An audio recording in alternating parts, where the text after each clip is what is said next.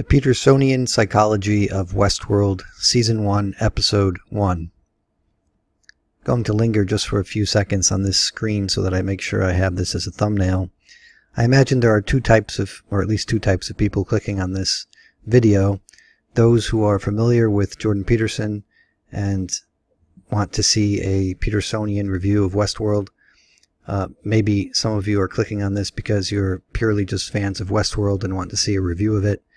So I'm going to try to talk to multiple types of people here in this review. Both people who are familiar with Peterson and his psychology, and those who are familiar only with Westworld, and those who have watched the series already completely, and those who perhaps are just curious about it and may watch it in the future. I'm not going to speak in a way that is revealing spoilers, but if you have seen the show, I will speak in a way that you will understand what I'm saying, if that makes any sense. So you don't have to worry about spoilers, basically.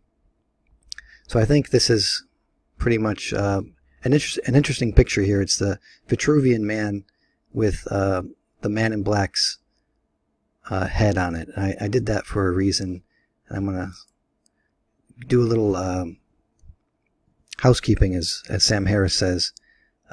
Before I start this video, I tried to do this video last night, and I was working from my notes after watching this first episode, and the video was like 2 hours long, and I deleted it right away because it was just very frustrating, and I'm just going to have to cut a lot of things out of the video, and I'm re-recording it now to hopefully give you something better than a 2-hour mess of a psychological review of the first episode. So, a couple of things about the format I'm using. I would like to use video clips when I'm talking about important scenes, but I'm already getting worried about copyright strikes because I have one against my channel because of my A Cure for Wellness review, because I played 50 seconds of a muted trailer, which I'm challenging that. But I don't want to keep getting copyright strikes, and so I'm not going to play any video from any scenes in the series. But what I do want to do is get screenshots or pictures that are relevant to the scenes I'm talking about, so that if you're watching this and not just listening to it, you have something to look at that's kind of interesting or relevant. So I did do a lot of picture finding, and I have about half of the episode ready. I think I'm only going to review, like I said, just a few parts of the episode from a psychological perspective. And if you're new to Jordan Peterson and what kind of psychology this is going to be regarding, it's has a lot to do with Carl Jung, the pragmatists, William Blake, Northrop Frye, Dostoevsky, Kierkegaard, Nietzsche, that whole basket of people. And I mentioned William Blake specifically, not only because he's influential through Northrop Frye on Jordan Peterson, but also because Lisa Joy, one of the main writers of the series and directors, she's very much influenced by romantic poetry and William Blake specifically, and so much so that he was even explicitly quoted twice in the second season. So here's a couple of things I have to just brush by because I don't have a lot of time to go over it. Like I want this video to be perhaps 30 minutes long, definitely under an hour. We'll see how I do. I'm going to be quoting some primary sources, and I think that's one of the values I bring to my channel and to people who watch. Maybe you're coming here from Paul Vanderklay's channel. One of the values I want to bring you is quoting some of the primary sources that I've read, and I think that's sort of why I also named myself the node in a network, because I'm sort of bringing information to the rest of you in that manner. It's usually stuff I was messaging Paul about, and of course Paul has his own agenda and his own way of working through things. So, of course, why not just do it myself? So, and that's why, that's pretty much the genesis of my channel. So a couple of things. So the Vitruvian Man is a drawing which is in pen and ink on paper, depicts a man in two superimposed positions with his arms and legs apart and inscribed in a circle and square. The drawing and text are sometimes called the Canon of Proportions, or less often the Proportions of Man by Leonardo da Vinci. And so you might say, well, why are you bringing this up if you're not familiar with the series? Well, I'd like to do a whole analysis of the intro, but I can't. And so this is my way of covering the intro in just one paragraph and one picture. If you're familiar with the series, placing the Man in Black as the Vitruvian Man that we see being created in the opener of every episode is perhaps something you should think about. I don't want to explicitly say it for those who have not seen it, but I think there's enough there for you to put the pieces together and think about him in a slightly different way. In fact, let me bring up some of my notes here, because I will be referring to them in a minute. Another way, the episode's called The Original, and I think partway through the episode you are meant to imagine, or you're meant to believe, that this old robot that Ford is having a drink with down in the sub-basement 83, which, by the way, is a representation of the unconscious. Again, I have to be really quick as I say these things. The sub-basement, not only is it a basement type of area, it's in disrepair, and so consciousness is sort of like the ordering factor of the mind. And since it's in disrepair, that is the unconscious representation. Things are not quite as organized. In fact, they're so disorganized that there's floods happening, and you'll often hear the phrase, perhaps, you're flooded by consciousness, or you've been flooded by your unconscious in your dream states. Water is a very classical example of, or an archetypal example of the unconscious kind of spilling into your conscious world. And so these few security team members and what's his name, Bernard, go down into this sub-basement 83 to find, what were they finding? They were looking for hosts that may be affected by something or other. And they have their flashlights, and they are acting sort of like consciousness. They're the ordering force. They are shining the spotlight on that which is disordered in order to order it. And that's what consciousness is sort of like. It's the spotlight into the world to order things and to perceive things. And what they find down there, besides sort of like this army of the dead, which is also kind of reminiscent of a place like Hades or Hell, they also find Ford. And Ford is sort of the creative person of the park. He creates the narratives, and he's also responsible for creating the hosts. And he's sort of kind of just enjoying some time reminiscing with one of the first hosts. You're meant to think that that is one of the first hosts, but it is not. The reveal at the end of the episode, and this is not a major spoiler, I will talk of minor spoilers that are sort of reveals in episodes, and they're not even, I mean, if I'm saying it, it's not that big of a deal. But the reveal that's important to understand and know is that that was not the original the title's referring to. What we're led to finally understand is that the original they're talking about is Dolores. And that's important to keep in mind. So I think one of the other titles for this episode could have been Awake, O Sleeper.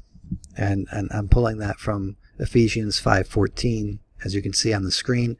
It says, "Awake, O sleeper, rise up from the dead, and Christ will give you light." Think about that. If you've already seen the series, think about how that applies. But I wrote a couple of lines here that are just quick thoughts. Ford mentions resurrecting the dead, calling forth Lazarus.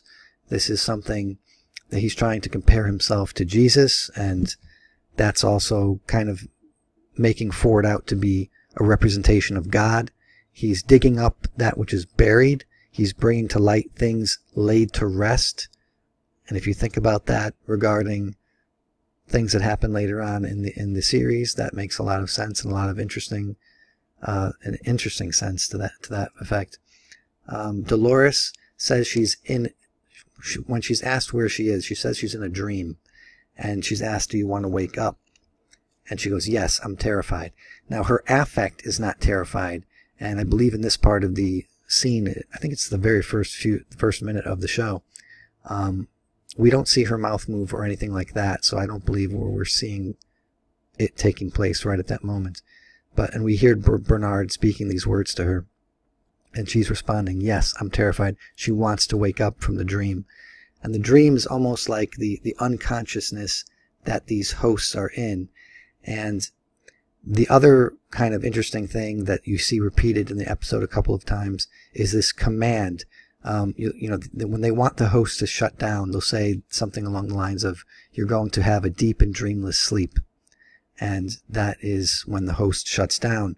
And that seems to be the kind of world the hosts are in, this deep and dreamless sleep of unconsciousness, of they're not self-aware, they have no awareness. And because of this, people feel comfortable abusing them in all sorts of heinous ways. But is it heinous if they're not aware of it, and if they have no feeling and so forth? That's one of the questions the show brings to us. So again, I'm quickly trying to go over this to make this video about 30 minutes long.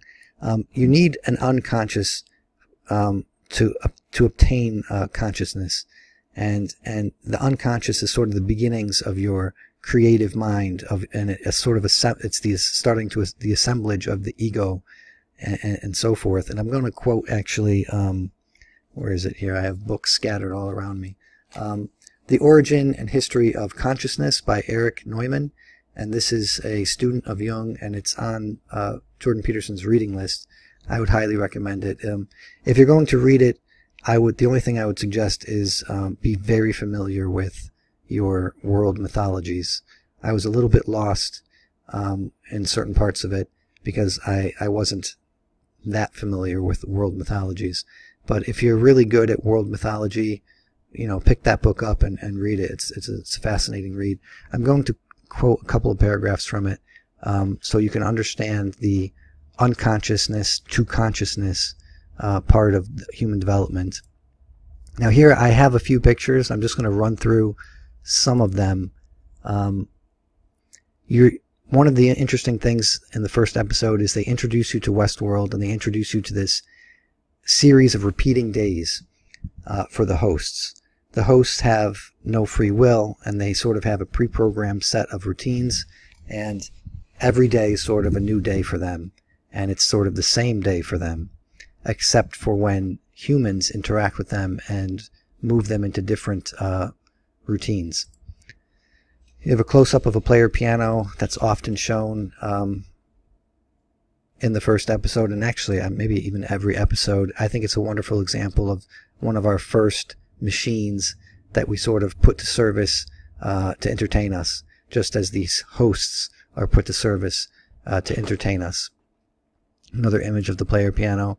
Here's Teddy riding in, and we're meant to see him as a guest, and one of the minor reveals is that Teddy is not in fact a guest. Here's a picture of the scenery. It is set in the West, as you might expect. This is an interesting little scene between Dolores and Teddy. She's pointing out the fact that although he's dressed as a cowboy of sorts, he has no real knowledge of their activities, and he's wondering how these cows are all gathered up, and she points out to him a Judas steer, and that's something to keep in mind. They obviously pointed that out. They showed us this for a reason. The Judas steer, she explains, is the steer that all the rest follow, even to their doom. And you see here, I have this picture included because there seems to be a real relationship, as far as you can tell from the outside appearance, between Dolores and Teddy. There's nothing in their affect or dialogue that seems to indicate that they're not human. And just about to that one point about them, being so close to human, there is an interesting little bit of dialogue between Teresa, one of the upper level management types of the park, and one of the lead writers, Mr. Sizemore. Sizemore is complaining that Bernard and Ford, Anthony Hopkins plays Ford, are increasingly trying to make the hosts more real, more human-like.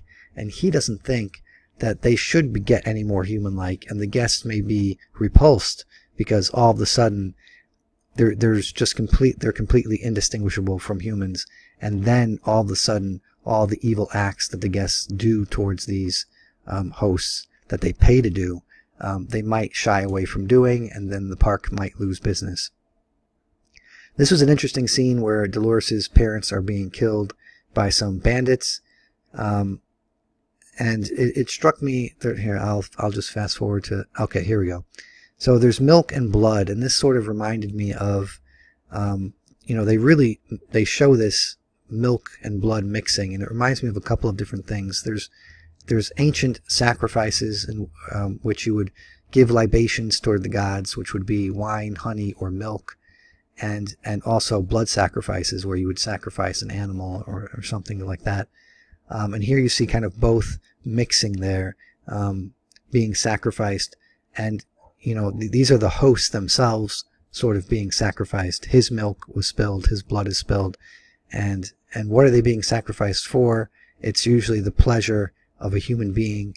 In this case, I think Teddy is the one who killed this one, but the man in black shows up, and he's the one who's sort of on a rampage in the park, and he's been on a rampage in the park, I think he said, for 30 years, ever since it opened. The other thing this reminded me of was the so-called milk of the manger where Christ was born, and that's sort of the easy thing to accept in the divine story of Jesus. The milk of the manger, it's the easy thing, it's the thing that nourishes us, it's the thing we kind of want to remember and want to think about when it comes to a savior figure. But what we don't want to remember is the blood sacrifice, the Jesus on the cross, and all that entails. That's sort of the meat of the cross, that's the blood of the cross, that's the hard thing to understand and to accept and to think about when we think about sacrifice for us. And the show is bringing it up, I think, with this very visual image here. Here we have the man in black. Now I have quite a few things I think I'm backed up that I have to get to. So let me see, according to my notes, there are several interesting things here that the man in black says dialogue-wise. Oh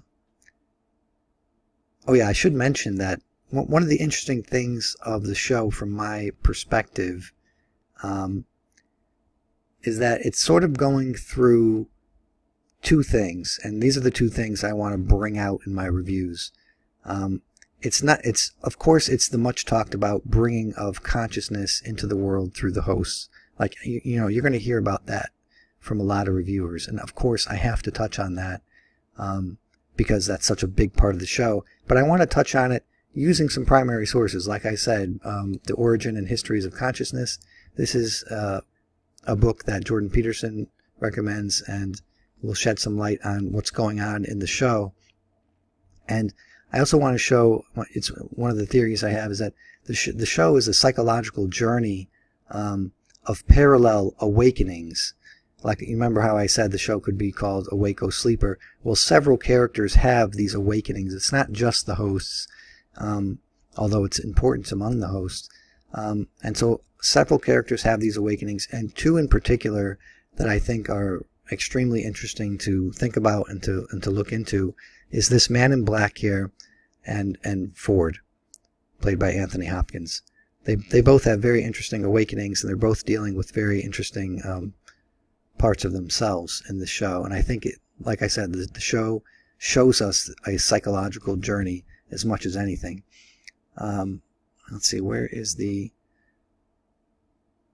Oh yeah, that's right. So in this scene, the man in black is, of course, showing us that he is a guest. He cannot be harmed, and Teddy cannot harm him because he is a host. And in the park, hosts cannot harm guests. That's part of the deal. He also mentioned something very interesting that I think many reviewers overlook. He says that it's cruel that the writers and creators of the park pair up certain hosts with each other. And so by that, he's very familiar with all the stories, and he knows that Teddy has been paired with Dolores. He is her love interest. They are fated lovers. They cannot help but be in love with each other or at least have the beginnings of a relationship, because it seems like their day starts over and over again. And they seem to have some semblance of a history together, but it's kind of very thinly written, thinly laid out. And if you think about that, this idea that it's cruel that they're paired up together is an interesting thing to think about, because what it makes me think about, and I'll just give a personal story to demonstrate this. My father was he is a Marine, and he fought in World War II, and not just anywhere in World War II, he fought in the Battle of Iwo Jima. And so it was a horrendous place and a horrendous battle and a horrendous fight. And he was, I believe he joined the Marines when he was 17, so he was underage, and he decided to go off to war as a naive, virtual child at 17.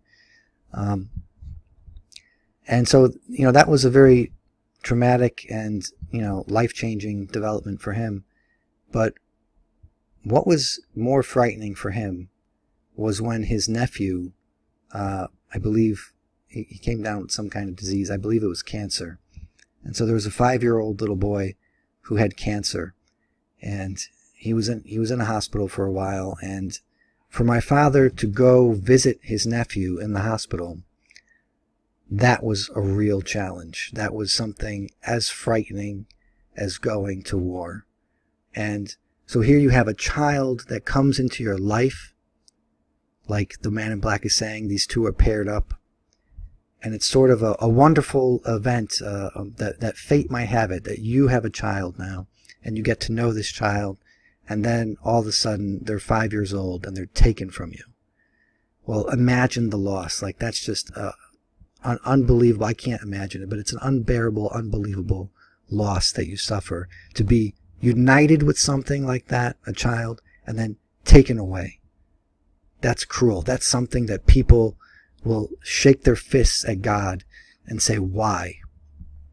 And it's easy to blame God for this. And here you have the Man in Black.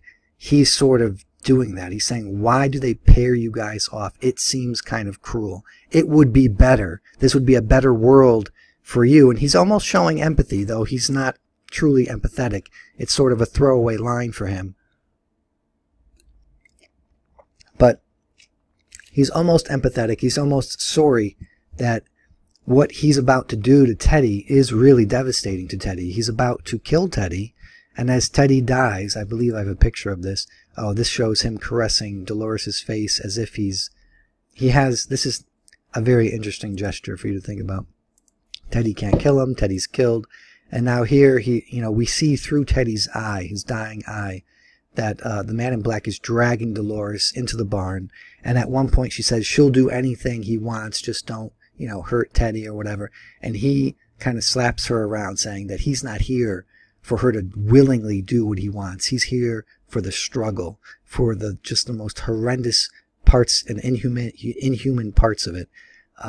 That's what he's there for. But anyway, so I think it's kind of interesting that originally, this was based off of a movie and a book by Michael Crichton.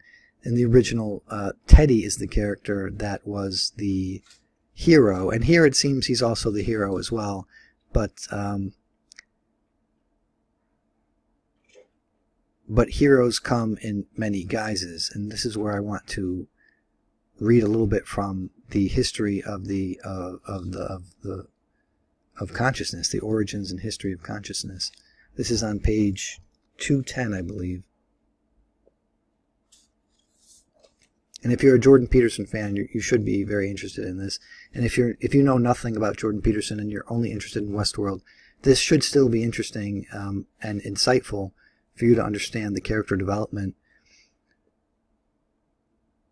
The discovery and the reality of the psyche corresponds mythologically to the freeing of the captive and the unearthing of the treasure. The primordial creative powers of the psyche, which in the creation myths were projected upon the cosmos, are now experienced humanly as part of man's personality, as his soul. Only now does the hero become humanized, and only through this act of liberation do the transpersonal processes of the unconscious become psychic processes within a human person. By freeing the captive and raising the treasure, a man gains possession of his soul's treasures, which are not just wishes, i.e. images of something he has not got but would like to have, but possibilities, i.e. images of something he could have and ought to have. The task of the hero is to awaken those sleeping images that can and must come forth from the night in order to give the world a better face. Very interesting how this plays in, doesn't it? To awaken the sleeping images of the night, to give the world a better face. This is very interesting stuff. He goes on to say, the reality of all culture, our own included, consists in realizing these images which lie dormant in the psyche. All art, religion, science, and technology, everything that has ever been done, spoken, or thought, has its origin in this creative center. The self-generating power of the soul is man's true and final secret, by virtue of which he has made in the likeness of God, the Creator, and distinguished from all other living things. These images, ideas, values, and potentialities of the treasure hidden in the unconscious are brought to birth and realized by the hero in his various guises: savior and man of action, seer and sage, founder and artist, inventor and discoverer, scientist and leader. And I think that's something very interesting to think about regarding the various characters you're going to see here, particularly this man in black, particularly Dolores, and particularly Ford. Now I see this video is already approaching 30 minutes, and I really wanted to cut it off at 30 minutes. So I didn't even get to half of the stuff I wanted to get to. But I think I'll do a part 2 of this video, and I'll get to the rest that I want to get to, and it'll probably be another 30 to 45 minutes of material, because I really have to get to the reveries part of this episode and how that establishes the unconscious part of the system in the show, and how that really functions in the real world psychology. And I'll be quoting Jung and more of Erich Neumann as well. So if you like any of this and are interested in the psychology of Westworld, a sort of Petersonian reading of Westworld, and how consciousness sort of develops in these robots and in us, please give this video a like and subscribe. Thank you.